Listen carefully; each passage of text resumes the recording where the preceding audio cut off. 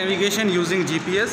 इसमें क्या होता है कि आपने अगर आपके पास किसी पॉइंट के नॉर्थिंग ईस्टिंग है, आप जो है उसको नेविगेट करना चाहते हैं कि ग्राउंड में ये पॉइंट लाई कहाँ पर करता है, उसको भी आप नेविगेट कर सकते हैं यूजिंग जीपीएस।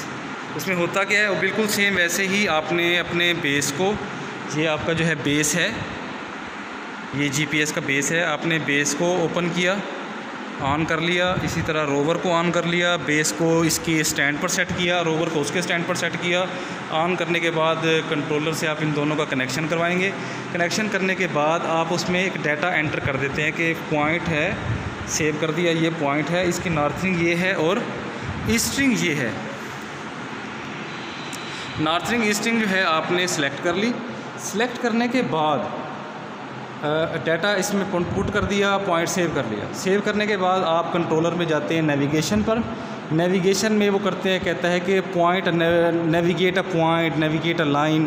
तो आप कहते हैं कि मैंने नेविगेट करना है पॉइंट को। आप जब पॉइंट को नेविगेट करते हैं तो वो आपसे पॉइंट मांगता है, पॉइंट की नॉर्थिंग और ईस्टिंग मांगता है। आप पॉइंट का नॉर्थिंग और ईस्टिंग उसमें प्रोवाइड करें, वो उसको सर्च करेगा। सर्च करने के बाद आपको बाकायदा एरो से शो करेगा कि आपका पॉइंट, एरो भी बताएगा कि आपका पॉइंट इस डायरेक्शन में कितने फासले पर है।